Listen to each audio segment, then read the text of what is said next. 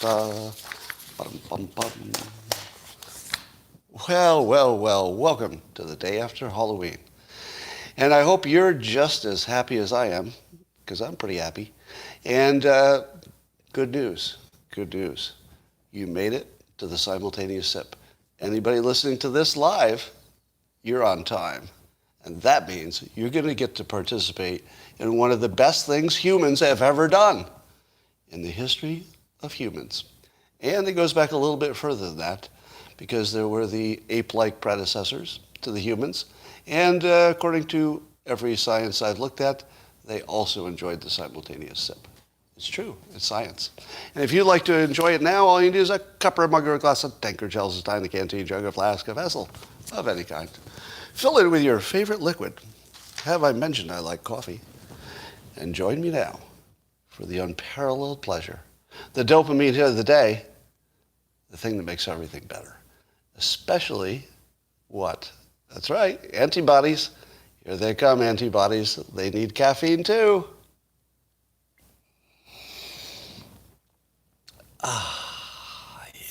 Antibodies. All right, well, I'd like to see a report from each of you in the comments on how your Halloween went in terms of number of trick-or-treaters. I've heard that some places were much higher than normal, or at least higher than recent years. Mine was down maybe 80%. How about yours? A lot of people saying 0 and none. Wow. Ran out of candy. Yeah, it looks like it was all over the place. In some places it was tripled, I'm saying. Some places it was tripled. Some places you could barely move. The street was so full of people. And in other places, a dud. Yeah, I got a dud. So I was all ready, all prepared, and we got a bunch of kids. Now here's a little mystery for you. I don't know what it means, and this is not a negative racial comment. So if you think it is, don't think that. So I'm going to make an observation that is not negative. It's just an observation. I don't know what to make of it.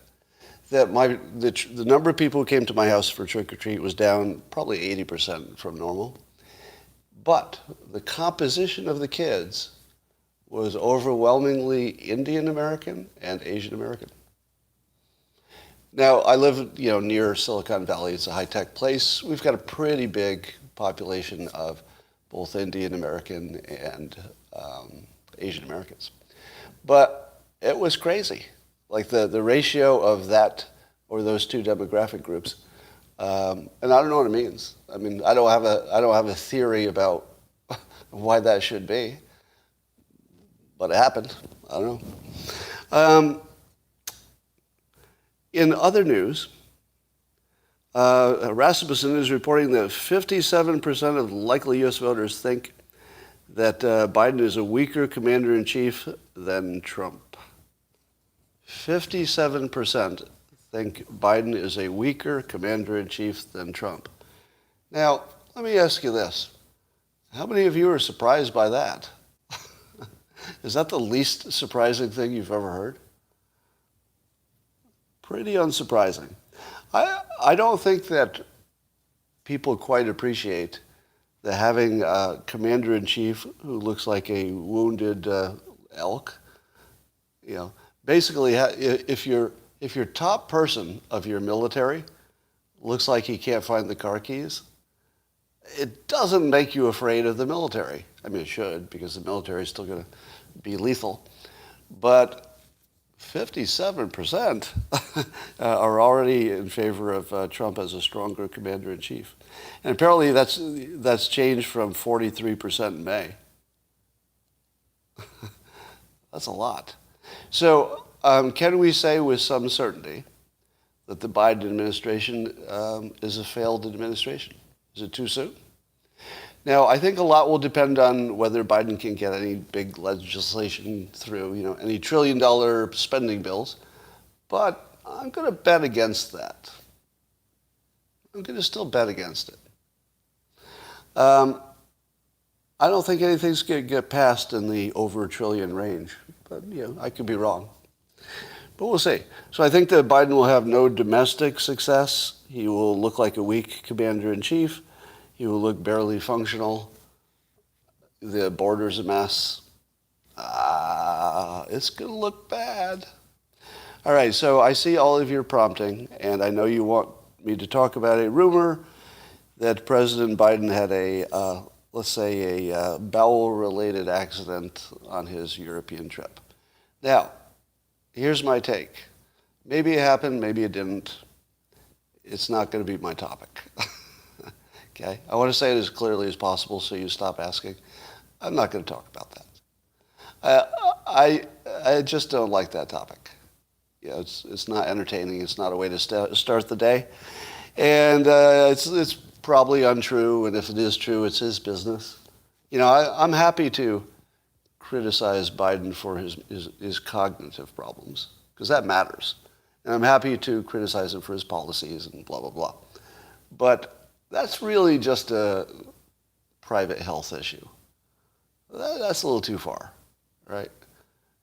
I just don't think that's our business. I don't think it's cool. And if it happened, it happened. If it didn't, it didn't. I mean, he's a certain age. If you're going to accept that you have a president that age, you got to accept the whole package, right?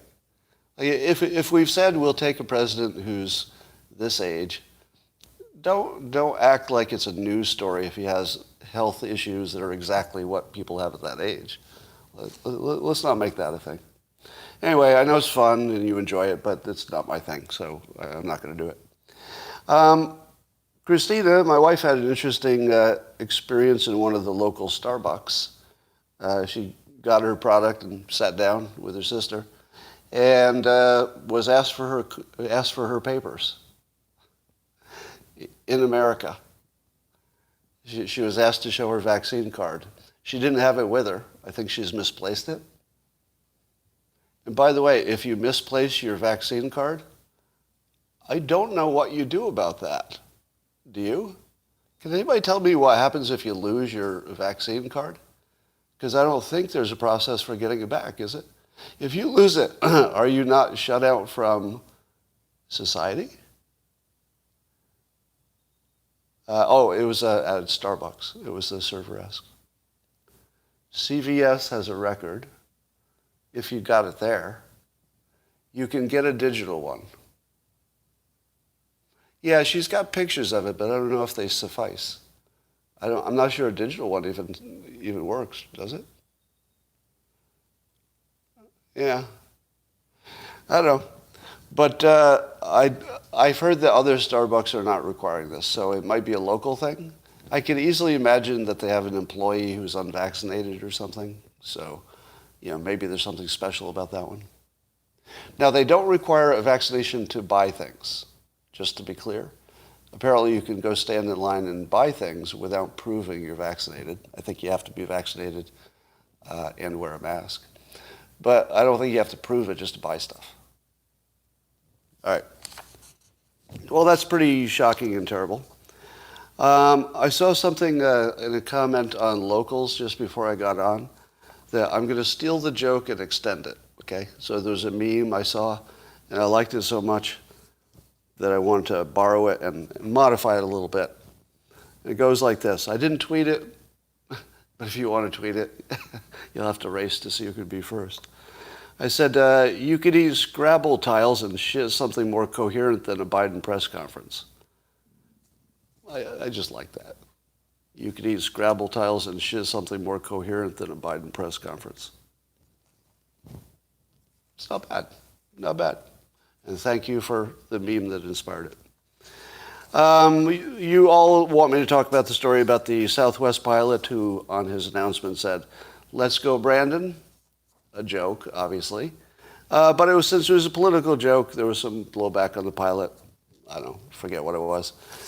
The exact blowback, whatever it was wrong. But here's the story. The story after the story is it's jaw-dropping. All right, this is jaw-dropping. A current analyst for CNN, one you've probably seen, named Asha Rangappa. I hope I'm saying that right. She tweeted that as an experiment, And apparently the pilot kept his job. But as an experiment, I'd love for a Southwest Air pilot to say, "Long live ISIS," before taking off. My guess is that, number one, the plane would be immediately grounded. And number two, the pilot fired. And three, a statement issued by the airline within a matter of hours. As Ted Cruz, who seems to be much smarter than Asha, tweeted in reply, "You just compared a pilot making a joke to ISIS." Really? A pilot making a joke, pretty much the same as an international terror group. What the hell is wrong with her? What the hell is wrong with her?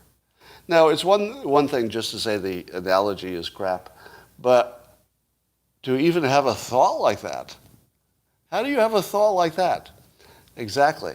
There's a CNN analyst who literally thought that other people would think that sounded reasonable, at least reasonable as social media. Social media is never reasonable per se. But within the social media reasonableness, to compare a Trump supporter to a member of ISIS or a supporter of ISIS. A CNN reporter tweeted this just like this is something we'd all agree with. Well, that's true. Yeah, I see your point. Trump supporters, ISIS, very similar situation there. I don't even know what to say about this. This is like shocking because I don't even recognize what this is. Is it cognitive dissonance? Confirmation bias? I mean, this seems so extreme that it looks like a prank more than a mental condition. I don't know what to think of this, honestly. I can't even figure out how to interpret it. Is it an intentional lie? Or does she really think that a political joke about a president on an airplane is pretty similar to supporting ISIS? Really? All right, here's an observation that nobody had made yet, and I feel it was my responsibility to be the first. And it's just one of these, dog not barking situations. Oh, you're welcome for posting to BitChute. And I'll just say it. As far as I know, actor Robert De Niro has never accidentally shot anyone. But don't you feel it's overdue? Is it just me? Now, I don't know if it's just because Robert De Niro is basically the poor man's Alec Baldwin. So that joke could be reversed, too. I like a joke that could be reversed and it still works. Yeah, Robert De Niro is the poor man's Alec Baldwin. But I could have just as easily said that Alec Baldwin is the poor man's Robert De Niro. It works both ways. Very rare that your joke can work in both directions. I don't have another comment on that. I will just tell you that when I first heard the news about Alec Baldwin, I imagined Robert De Niro because I just thought that was more likely. Like, I confused the two in my head, and I realized that maybe I've been confusing them in my head for a long time. They both seem like, angry older actors with TDS who are, I don't know, somehow similar. All right, that's about it on that. In permanent news, I like to give you the news that never changes, in addition to the news that has changed. Now, you might say, if it never changes, is it really news? Well, it's in the news. If it's in the news, it must be news. And you're not going to believe this, all right? I've told you a lot of shocking things, but, put on your seatbelt. This one's just going to blow you away. If you have any kind of a hat that has a strap that you can put around your chin, put it on now, because your head's going to come clean off when I tell you this. Hold on, here it comes. There's a Hollywood actor who came out as gay. I didn't see it coming. It's Kal Penn. Yeah, he came in as gay. Wow. Wow. And thank God, our news industry is on it. Because I woke up this morning not knowing what kind of genitalia he preferred. And having that curiosity all day long. And then I pick up the news. I'm like, wow, this is a coincidence. This is exactly what I was wondering. Kal Penn is his name. K-A-I, Kal Penn. Who's a delightful actor. I like him a lot. Now, the fact that he came out as gay, my point is, why is that still news? I realize he's famous. He's an actor. So, we know who he is. But, why are we still treating that as news? Really? Maybe if, the president or a senator came out as gay, that would have some meaning because then you would look at their records on voting and stuff. But if a Hollywood actor comes out as gay, why do we need to even know? Am I going to like his movies more? It's I didn't like his movies a lot, but now I know about the butt stuff. I'm all in. I mean, how is it even related to anything? I guess the way this is hitting me is very much the same way as when the news reports the first black anything, right? Doesn't that just feel offensive at this point? That is news that there's a first black, whatever job, success, accomplishment. I mean, I'm proud for, happy for the person. But why is it a story that it's the first black person to do it? I mean, really? It's 2021. I'm willing to stipulate that black people can do stuff. Oh, it's Kal Penn, not Kai. Oh, yeah, thank you for the correction. Kal Penn, K-A-L. Yeah, if a black person was the first black grand wizard, it might be newsworthy. Well, there was wasn't there a Rachel Dolans? She was white and she was a leader in was it the SPCA? Or no, the NAACP, not the SPCA, the NAACP. I know I'm going to get canceled for that. I've been waiting to figure out what it would be that would take me down. Yeah, because don't you figure? Are you surprised I haven't been canceled yet? Is anybody surprised I haven't been canceled yet? Because I feel like the obvious one to be canceled, right? I don't know how it could be more obvious that I should be on the list, and I know I'm on the list. I mean, it's not like a bunch of journalists haven't done hit pieces on me. And I feel like every now and then somebody will take a run at me, but it hasn't been serious yet. I feel like there have been warning shots. I feel like maybe I've had some brushes with it. But I'm not exactly sure why I'm still here. I'm actually genuinely confused. I could come up with some speculation. I mean, maybe because I try to play fair, but I don't think people notice that.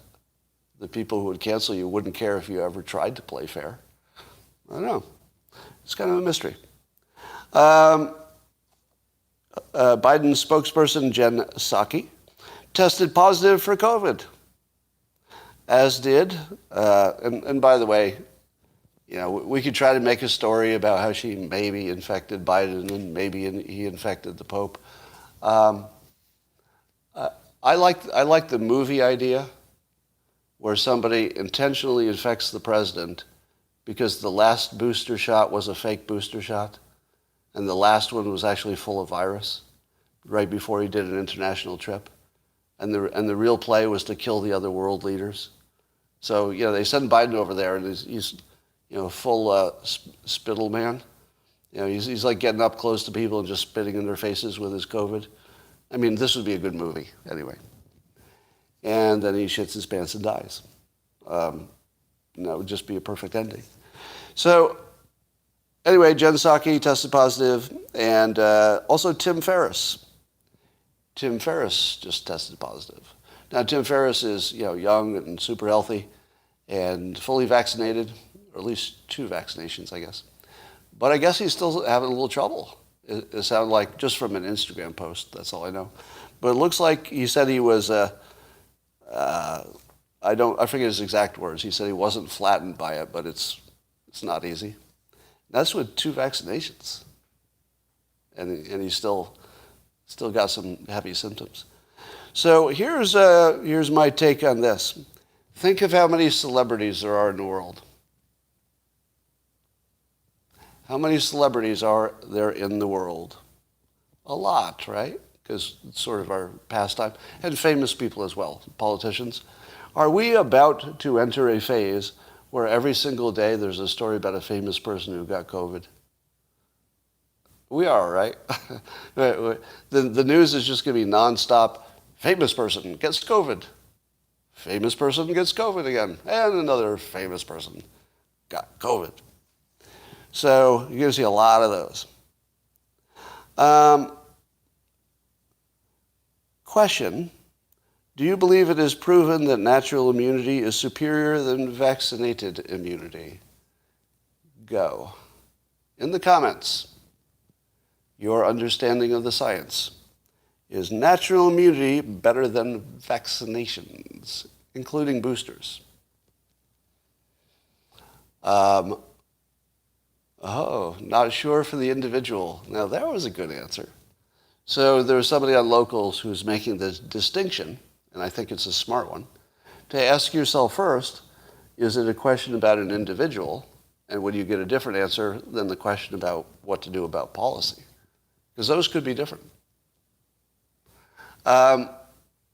Yes, almost always, yes. Now, my understanding is that natural immunity protects in more ways, whereas the vaccination does something with the spike protein. So it protects in one way, but a natural immunity could protect in a whole constellation of ways. And we think it would last longer, right? So it lasts longer and protects more. Okay? But are those the only variables? Is the only variable that it lasts longer and protects more while it doesn't? No, there are other variables. And one of the variables is, are you intentionally getting infected or it just happened to you? If it just happened to you, then that's the end of that story. But if you intentionally avoided the vaccination so that you could get infected instead, then I'd say the cost-benefit changes, doesn't it? If you did it intentionally, meaning intentionally avoided the vaccination. It's the same thing. Then you have to add in the extra risk of the comorbidities, or not the comorbidities, the extra risk of dying. Because, correct me if I'm wrong, a unvaccinated person getting natural immunity, it also has the risk of dying from the disease itself. Small, depending on your comorbidities, it might be a little bit bigger. So you'd have to throw that in there. But you'd also have to, throw in the risk of the vaccination itself. So there you've got 2 big unknowns. So you've got some stuff you do know, which is natural is wider than vaccination and probably lasts longer. But and when I say that's known, there are some randomized controlled trials and observational ones that support it. I don't know that we're 100% sure, but it looks pretty strong at this point. But you have to factor in the other stuff, the risk of getting the disease itself, the long-haul COVID symptoms, etc. So I don't think it's cut and dried, but I'm on the side that says if you have natural immunity, you don't need a vaccination. Are you all happy? I say if you have natural immunity, you don't need a vaccination. That's my non-medical opinion. Now, it's non-medical opinion, but it's based on what the medical experts tell us. If there's something they haven't told us, I would factor that in, or I would say, I don't understand the topic. There's stuff you didn't tell me, but I wouldn't understand it anyway, so you decide. But if the only thing that we're deciding on is the stuff they've already told us, I wouldn't get a vaccination if you have a choice. I wouldn't get vaccinated if I had natural immunity, because that would be adding a risk on top of your immunity. I don't know why you do that. All right, here's a fun story. The director of some UN food organization made a provocative statement that said that if Elon Musk donated 2% of his wealth, it could solve world hunger. 2% of his wealth. Now that would come out to $6 billion. How many of you think world hunger could be solved for $6 billion? Now keep in mind, you have to solve it every year, I guess. I don't know how long the $6 billion is supposed to last, but I would think you have to keep spending $6 billion every now and then. Well, Elon Musk rose to the challenge, if you will, in a sense. He said if WFP, and I don't know who that is, but that must be somebody associated with this claim, can describe on this Twitter thread exactly how $6 billion will solve world hunger, I will sell Tesla stock right now and do it. How much do you love that? I mean, seriously. I love that. So you have the most capable person in the world, I would argue, Elon Musk, who's the richest in the world, which largely makes him more capable than he already was, saying, if you can tell me how to do it, I'll do it. Just tell me how to do it. Tell me how to do it, and I'll do it right now. I love that. Because that's exactly the way you should approach it. So instead of saying, it's not my problem or almost anything else, he just says, show me how to do it and I'll do it tomorrow. That's an excellent, excellent answer.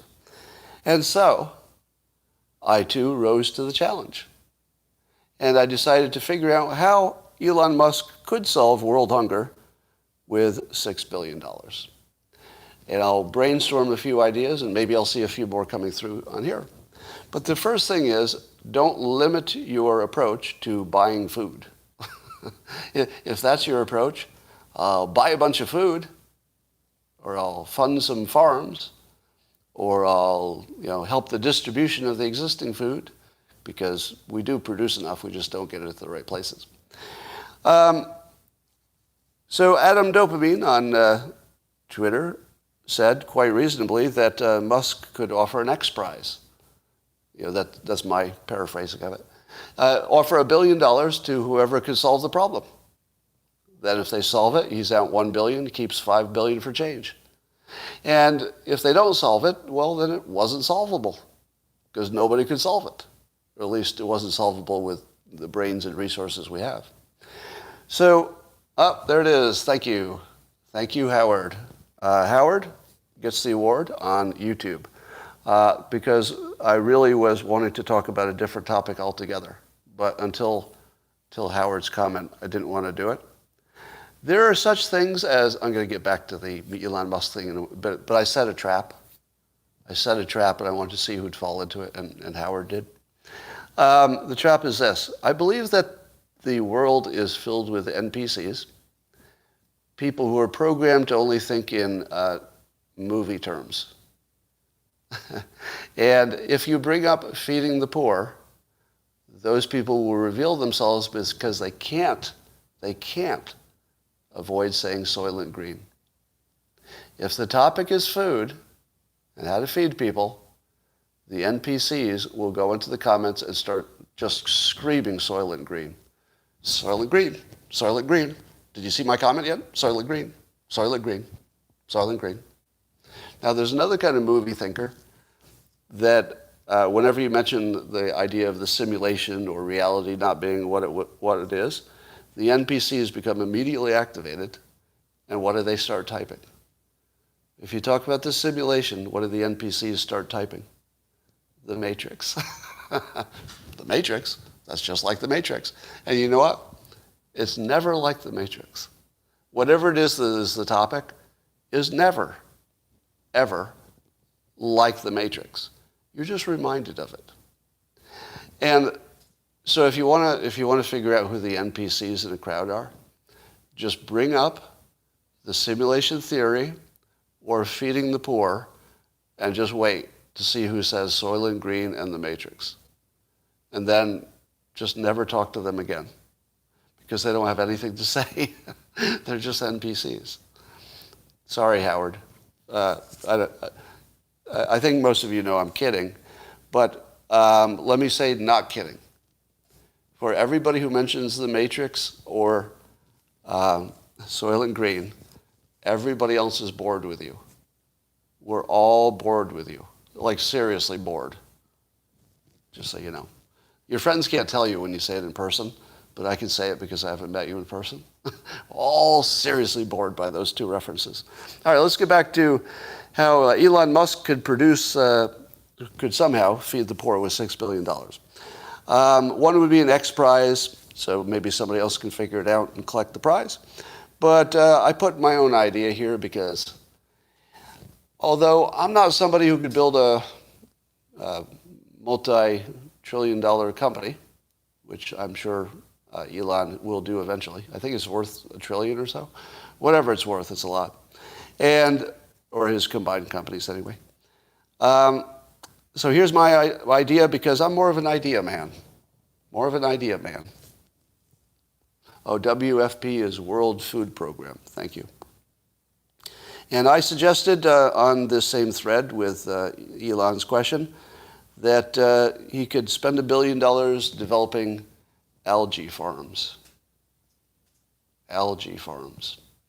Now, the idea is that you just make one prototype that is economically successful, and you could either form a business around it, but that's optional, or you could just release the plans and say, look, I made a economically feasible, the best ever algae farm. And I'll talk about what the benefits of an algae farm are in a minute. But now I'll just release the plans, and anybody who wants to make them in any country, go make your own algae farms. Now, I also said robot tended.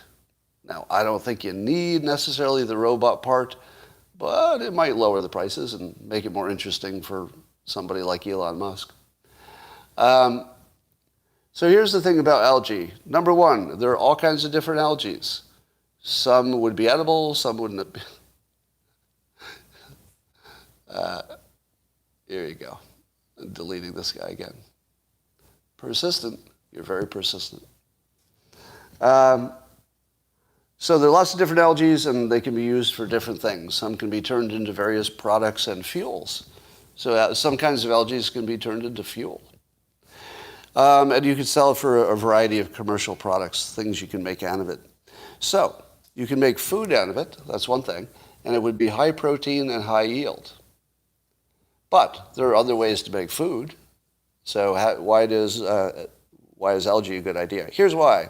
It grows 10 times more rapidly than regular plants on land. So it's 10 times faster. I mean, if you're looking at economics, 10 times, that should catch your attention. Less than a tenth of the land is needed. So it grows 10 times as fast on a tenth of the land. Am I doing the math right that it's 100 times more economical? If you're only looking at those two variables, there are other variables. But if you're only looking at those two things, it's 100 times better. Am I doing that right? If it's 10 times more productive and you only need one, am I doing that right? That feels too easy, all right? It feels like there's something wrong with that. I think I'm not doing that right. Somebody do that right for me and tell me what the real number is. All right. So that's it grows on non-productive and non-arable lands. So you could put your algae farm, and by the way, they're not in the ocean. They're sort of on land in some kind of container or in some kind of a recess that you built into the land. So you can build them anywhere.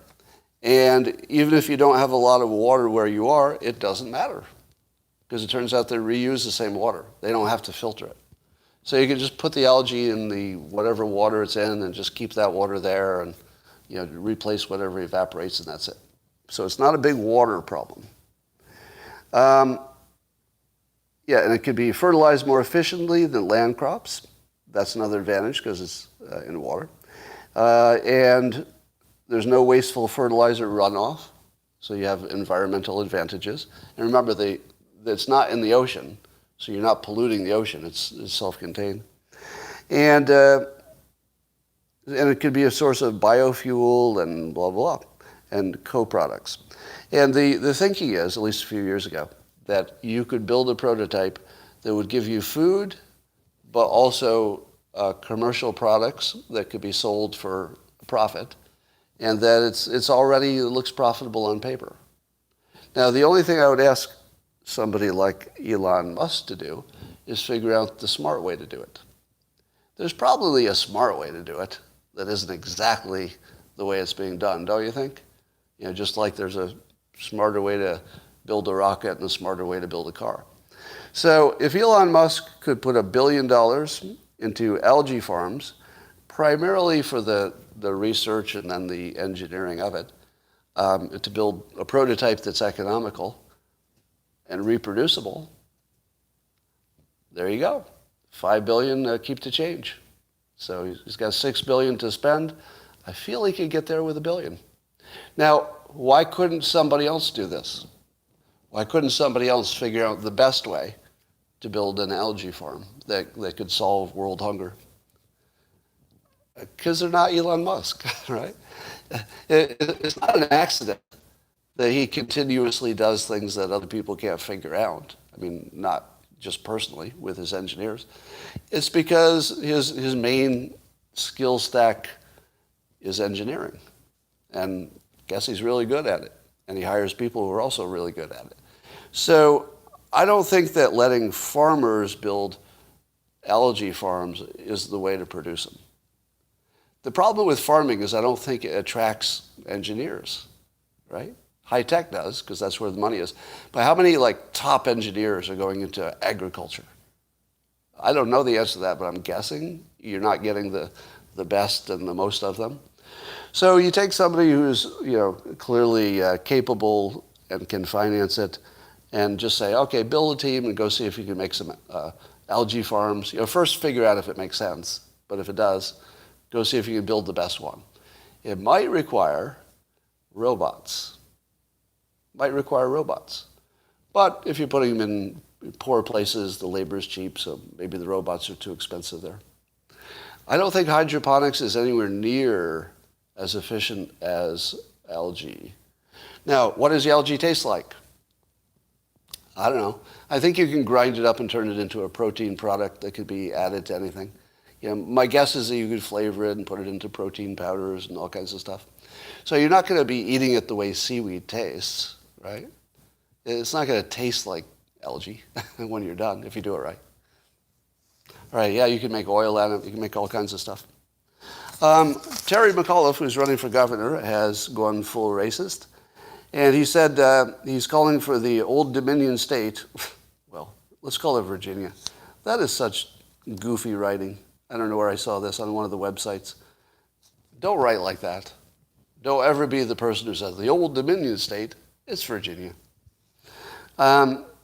Is asking, he wants more diversity in the teacher space, lamenting that the Commonwealth, there again, a douchebag way to write, the Old Dominion, the Commonwealth, it's Virginia, has proportionally more white teachers than the population would suggest.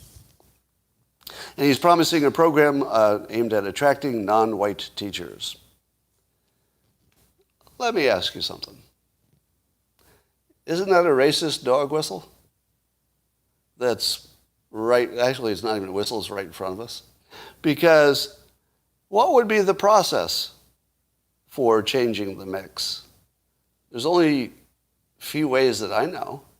You either are going to have programs that are excluding white people, that are promoting other people. So you're excluding white people from whatever programs would promote teachers.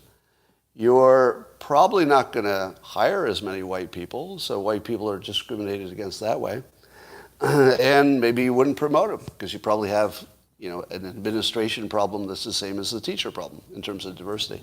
Now, I'm in favor of diversity, even when it's sometimes painful and bad for people like me to get there.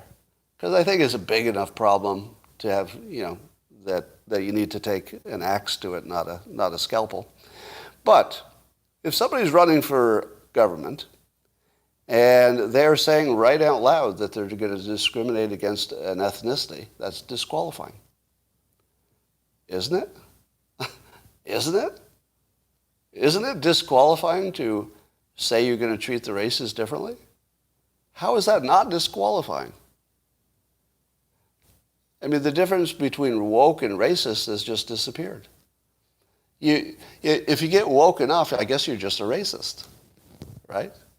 If you're over woke, you're so over woke, you're just a racist. And I'm not even talking about this as some like hypothetical, philosophical way that by analogy and in some way that you can imagine in a literary sense, you could call him sort of racist. No, this is direct, explicit, public racism. He's saying it right to you. I'm not interpreting anything. Am I?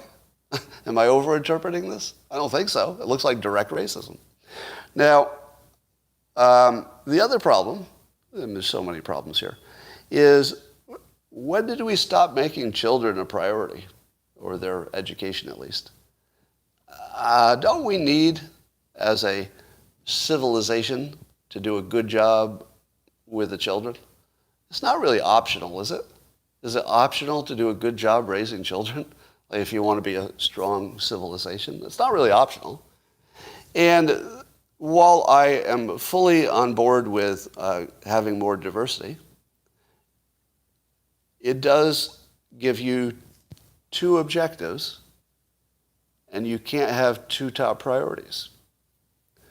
So if your top priority is educating the kids, and you've got, let's say your available pool of teachers has more white available people, maybe just from demographic reasons or whatever, are you going to not hire the qualified teachers so you can accomplish this other goal? Hire somebody who's maybe less experienced or has lower, recommendations or something? Now, of course, I'm not saying that that's some kind of racial difference, of course.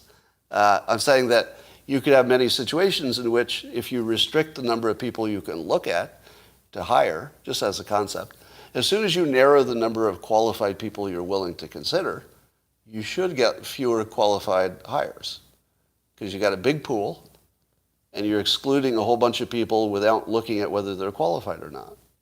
That should give you a lower quality teaching pool.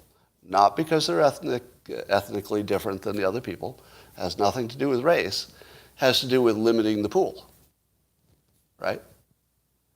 Oh yes, I have seen when wokes and racists agree. Yeah, I'm not the only one to make that point, that's for sure. Anyway, I think this racist dog whistle should be disqualifying.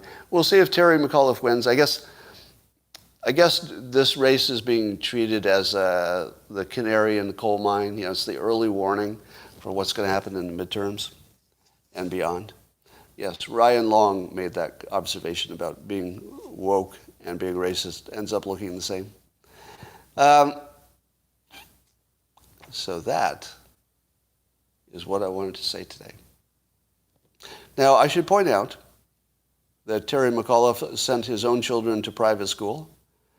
And I should also point out, just because I like to cause trouble, that one of the main reasons that anybody in America sends their kid to private school is to get away from certain ethnic groups. Now, that's not me saying it, and I've not sent anybody to private school, and I've not been to private school. So I'm speaking of it from the outside. But, there are lots of reasons for private school. One of them is a religious education. One of them is a better education. One of them might be more involvement with the parents, for example. So lots of good reasons to do it.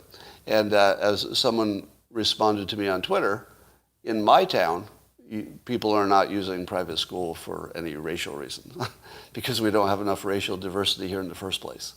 So you would be escaping from anything. But, as I also pointed out in the comments, my town has the highest rated schools in California, I think. Oh, they're among the top. Highest rated public schools.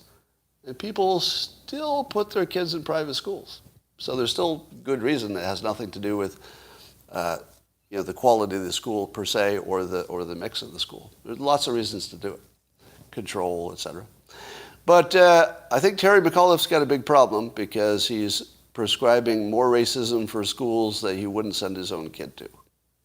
And I think that's a problem if you're running for office. and the teachers' unions. Do you predict if McAuliffe will win or lose? Well, I made a prediction about Trump, famously, in 2016, because I could see something that I didn't think other people could see, which is his persuasive skills. It wasn't obvious to anybody who didn't have that specific talent stack. But in this race, this is really just basic politics. So it's going to come down to enthusiasm, which apparently is lacking on the McAuliffe side. Maybe that's the only variable that matters. It could be just enthusiasm. But I don't think that's predictable. Every time I hide this user, it comes back with a new name.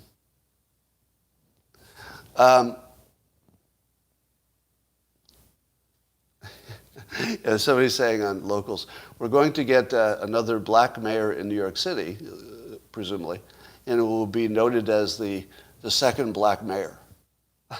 You're right. Yeah. We'll act as like that's something we need to say in 2021. It's the second black mayor. Like, we got to just stop saying that. It just can't help, right? Am I wrong about that? Is there anybody who wants to weigh in on this, who is watching, who is black and American? Do you find it offensive every time the news calls out the first black ice skater, gold medal winner, or whatever? Yeah, but by the way, tell me, I'll need to know. Yeah, I see lots of white people saying it's condescending, but I'd rather hear from black Americans. Is that insulting to you, yes or no? I see no, but I don't know. Well, I can't tell from the comments. I can't tell exactly who's responding.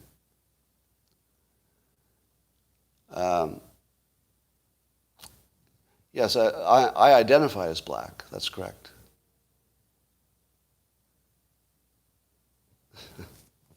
Yeah, but I don't think you want my opinion on this. Stop putting color on something, yeah, when you don't need it. At some point, and I've said this before, at some point, all the things that worked to handle the big racism, the big clubs, everything from civil wars to civil rights legislation and the legal system and all that, you need that for the big problems. But as the gap narrows, the discrimination gap narrows, it may never be, may never close the gap, just because that's how the world works. But as it narrows, I think you got to change your tools. And I think you have to be smarter about how people, let's say, process any kind of a change. And sometimes the helpful people are just making it worse, I think.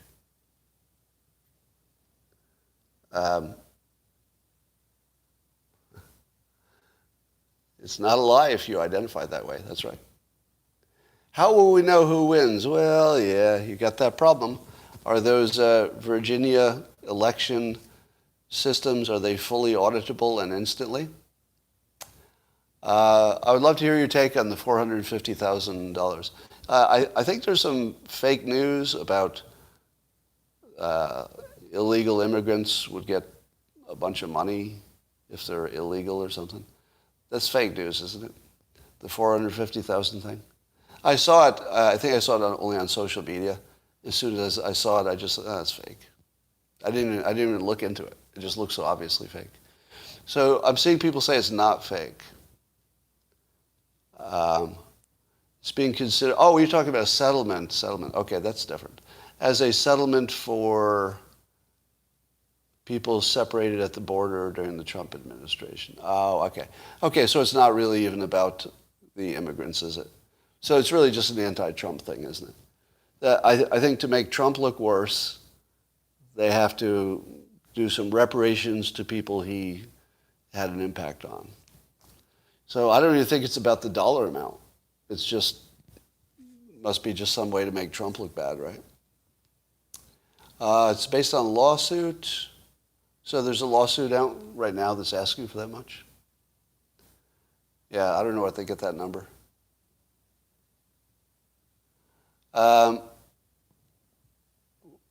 The 450. Well, if it's based on a lawsuit, that's just somebody guessing what they can ask for and then finding out. So you don't really. I'm not sure it matters how they calculated it. So it's real. Okay. I didn't realize the context of it was that it was a reparations. I thought it was something else. So if it was something else, it would have been fake. But as reparations, yeah, maybe. I mean, maybe it's real.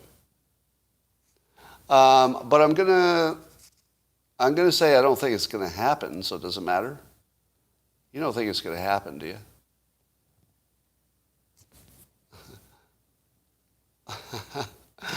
Lisa says, I can't, about me. She says, I can't be canceled because I'm the poor man's Bill Maher. I'm the poor man's Bill Maher. No, I think I'm the poor man's Bill Burr. I'd rather be the poor man's Bill Burr. 1 million per family. Were you challenged to be more diverse in Dilbert? Yes, I was, and continually. So I've often been challenged to be more diverse in Dilbert, and let me tell you why I'm not. And this will explain a lot if you haven't heard this explanation. So Dilbert has mostly white characters, except for Asok, the Indian American intern. Now, why don't I have black characters in my comic strip? Does anybody know? Can you guess why I don't? Let's see if you... the first reason, hard to draw. Are they hard to draw in general? No. Are they hard to draw if you're white? Yes. Not because I don't know how to draw, although I'm not good at drawing. But if a white person draws a black person, what is anybody going to say about that drawing? How is anybody going to take it? How do you make him look black? Now, the way Charles Schulz did it, he introduced a black character, is he drew him to look almost identical to the white characters, and then put crosshatches in it so you'd see that his skin color was different. Do you think that's right? Do you think you should draw your black characters to be facially exactly like the white characters and just change the skin color? Does that feel like you've done your job, putting diversity into the strip? It doesn't to me. To me, it just looks like it's almost like blackface. To me, it's almost offensive, but I can't judge for other people. But to me, it would feel offensive to do nothing but just like change the color.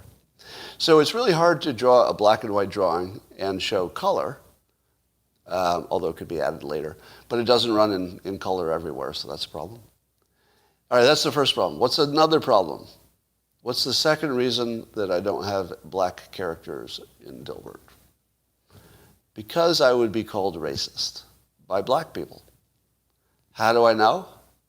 Because the Asok character, who's Indian American in the strip, is often seen as a black character, and people complained to newspapers that I was making the black character look bad in one way or another.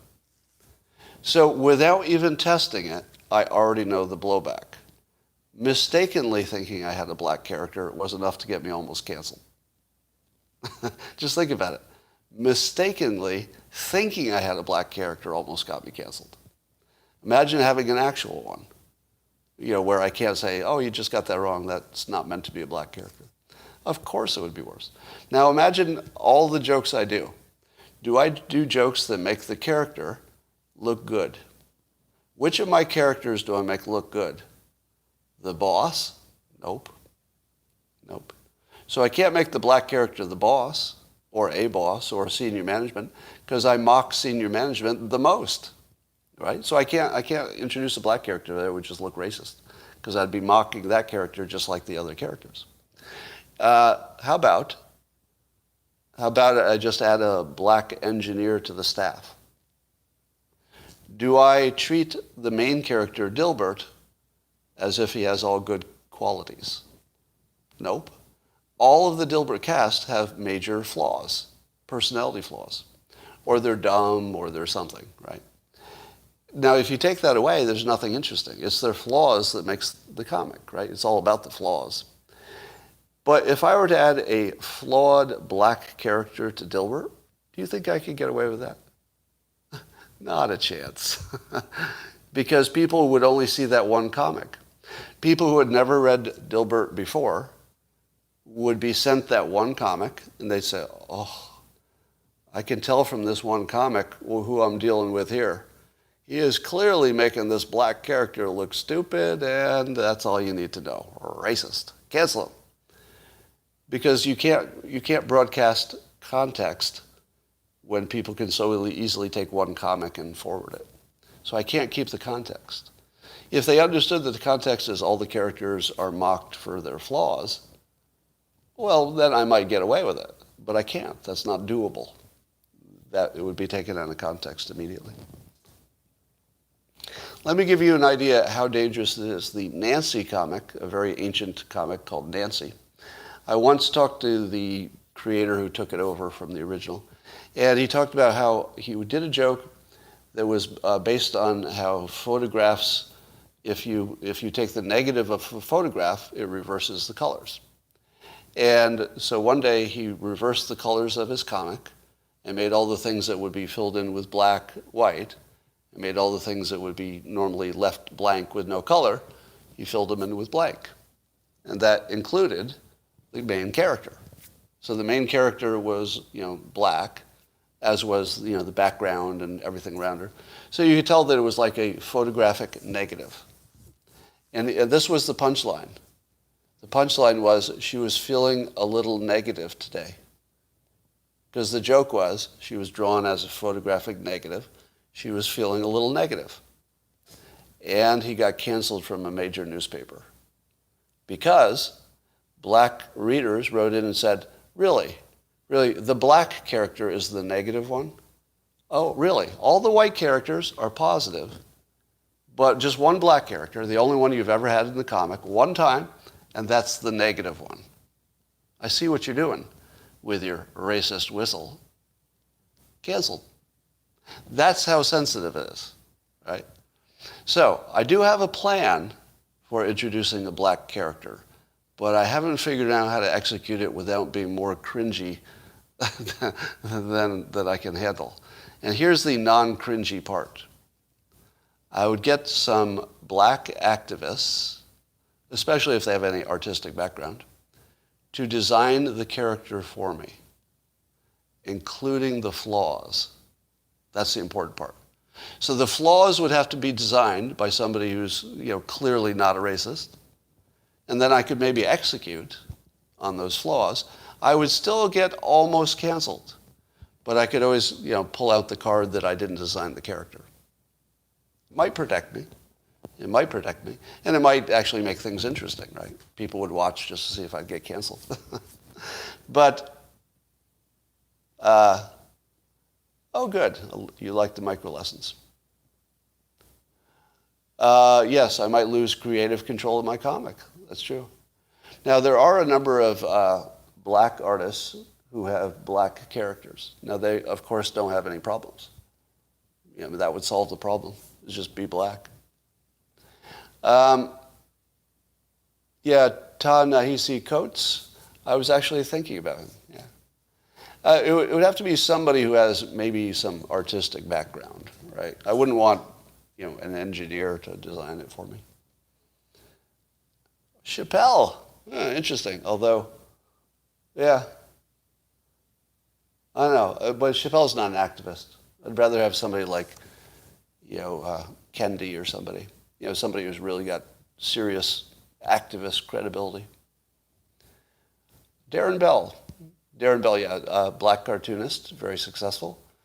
I could have another cartoonist design it. Yeah, Aaron McGruder, very successful cartoonist. Yes, Terry Crews. All right, Don Lemon, Bill Cosby.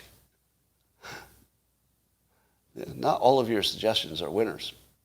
All right, didn't Kendi do a Superman comic? There's something like that going on. That sounds vaguely familiar. Somebody says Coates already ruined Marvel Comics. He's a great choice to destroy yours. Well, you don't think you'd watch if I partnered with somebody who is, a prominent black activist? You don't think you'd watch what came out of that? I think you'd watch. And remember, it's art. Cartoons are art. So if I can make you watch and make you interested, it doesn't matter why. It's still art. Interview Chappelle? I don't know. I mean, Chappelle is amazing, but I don't know that me interviewing him adds anything to the world. I mean, I'd love to meet him, but beyond that, I don't think it would work for you. I would rather talk to somebody who's like just really on the other side of things. That would be the most fun. All right, that's all for now. I'm going to run. I hope you had as much fun as I did today, because if I haven't said this before, and I don't know why this should matter to you, but I'll tell you anyway, I really enjoy this. It's one of the best parts of my day. And I don't know why exactly. As something, it's very human and it's flawed, and I don't have to work too hard, or I don't even shave before I come on here. I'm literally in my pajamas. And if you could have this experience in your pajamas, I think you'd like it too. It's pretty awesome. All right, that's all for now, and I will talk to you tomorrow.